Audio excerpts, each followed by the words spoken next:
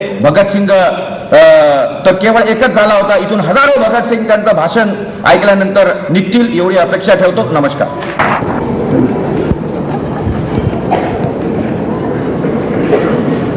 मंच पर बैठे हुए श्री प्रकाश भाई, श्री रवि भाई और यहाँ अकोला के सभी सम्मानित सज्जनों, मुझे इस बात का अफसोस है कि मैं मराठी नहीं बोल सकता, इसलिए मैं मेरी बात हिंदी में कहूँगा. आपसे इसके लिए माफ़ी चाहता हूँ.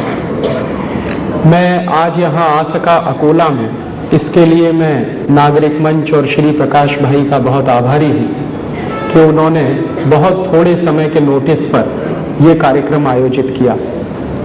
शायद 1.5 दिन पहले या 2 दिन पहले यहाँ का कार्यक्रम तय हुआ और आप लोगों के बीच में आया, इसके लिए उनका आभार व्यक्त करना चाहता हूँ. आपके बीच आया हूँ एक ऐसे समय में जब चुनाव होने वाले हैं और मैं मेरे व्याख्यान के पहले ही ये स्पष्ट कर दूं कि मेरा किसी राजनीतिक पार्टी से कोई रिश्ता नहीं है.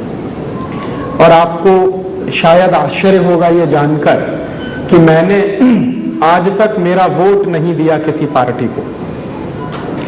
तो मेरा किसी राजनीतिक पार्टी से कोई रिश्ता नहीं है, किसी राजनीतिक दल की ये सभा नहीं है. ये सभा आपके बीच में आया हूं और जो आयोजित हुई है, ये राष्ट्र के बारे में, देश के बारे में, देश की हालत के बारे में कुछ बात करने की है. देश की हालत की कुछ व्याख्या आपके सामने करने की कोशिश करूंगा. 3 तरह की बात मेरे व्याख्यान में शामिल होगी. एक तो हमारे देश की आर्थिक हालत क्या है, उसके बारे में आपसे कुछ कहूंगा.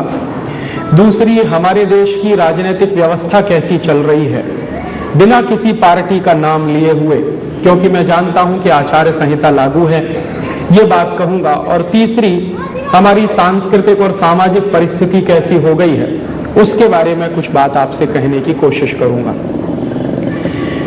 अभी पिछले कुछ वर्षों से हमारे देश में एक चर्चा चल रही है, शायद आप सब उससे परिचित होंगे अखबारों के माध्यम से या समाचारों के माध्यम से. वो चर्चा है हमारे देश की आज़ादी के 50 साल की. भारत की आज़ादी के 50 साल पूरे हो गए हैं और भारत की आज़ादी की स्वर्ण जयंती मनाने की बात पूरे देश में कही जा रही है. तो देश की आज़ादी की स्वर्ण जयंती है और स्वर्ण जयंती के बारे में चर्चा भी है. तो एक तरफ तो आज़ादी की स्वर्ण जयंती मना रहे हैं, एक तरफ तो देश की आज़ादी के 50 साल का कार्यक्रम मना रहे हैं, दूसरे तरफ देश में ऐसी घटनाएं घटित हो रही हैं जो हमारी गुलामी के बारे में याद दिला रही हैं. एक तरफ देश की गुलामी के बारे में याद दिलाने वाली घटनाएं हैं और दूसरे तरफ देश की आज़ादी की स्वर्ण जयंती मनाने की बातें चल रही हैं. मैं एक उदाहरण से मेरा व्याख्यान शुरू करना चाहता हूं. आज से लगभग 3 महीने पहले हमारे देश में अक्टूबर 97 में 12 तारीख को ब्रिटेन की रानी एलिजाबेथ आई थी. और आप सबने अखबारों में पढ़ा होगा कि ब्रिटेन की रानी जो एलिजाबेथ हमारे देश में आई, उसके बारे में हिंदुस्तान के हर अखबार ने मुख्य पृष्ठ की खबर बनाई. भारत सरकार की तरफ से भी काफी प्रचार किया गया और लगभग 1 सप्ताह तक हिंदुस्तान सरकार के दूरदर्शन और आकाशवाणी पर सिर्फ रानी एलिजाबेथ की खबर ही महत्वपूर्ण खबर मानी जाती थी. तो ब्रिटेन की रानी एलिजाबेथ भारत में आई, सच्चाई यह है कि उसको भारत सरकार ने बुलाया था, निमंत्रण दिया था. तो एक तरफ तो हमारे देश की सरकार आजादी के 50 साल का जश्न मना रही है और दूसरे तरफ रानी एलिजाबेथ को भारत आने का निमंत्रण भी दिया गया.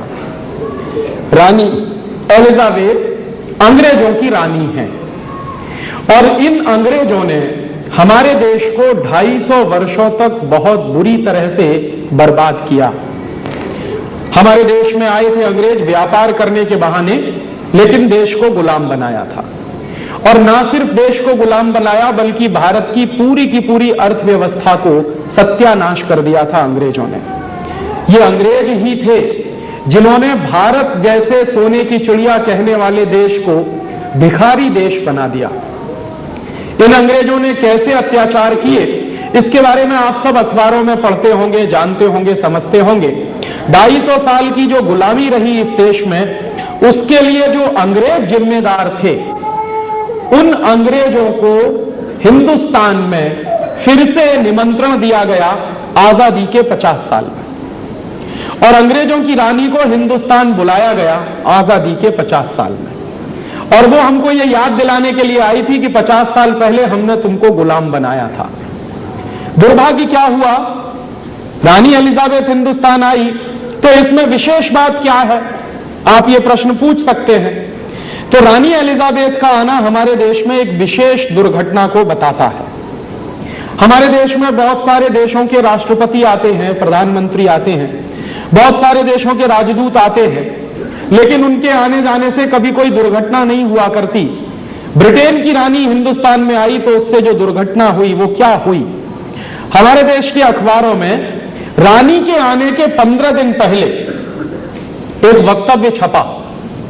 माने सितंबर के अंतिम सप्ताह में, शायद 25 से 27-28 सितंबर के बीच का कोई दिन था, तो एक वक्तव्य छपा हमारे देश के प्रधानमंत्री का। तो हमारे देश के प्रधानमंत्री ने कहा कि ब्रिटेन की रानी एलिजाबेथ को भारत में आने की कोई जरूरत नहीं है। तो ब्रिटेन की रानी एलिजाबेथ को भारत में आने की जरूरत नहीं है, यह बात हिंदुस्तान के सभी अखबारों में छपी, और ना सिर्फ हिंदुस्तान के अखबारों में छपी बल्कि दुनिया के कई देशों के अखबारों में यह बात छपी। जब यह बात लंदन के अखबारों में भी छपी तो लंदन के वहां के कई सांसद हैं, वहां की जो पार्लियामेंट है, लंदन की जो संसद है, ब्रिटेन की जो संसद है, वहां के बहुत सारे सांसदों ने एक स्टेटमेंट किया। स्टेटमेंट यह किया कि भारत के प्रधानमंत्री की यह हिम्मत कैसे हुई कि वो ब्रिटेन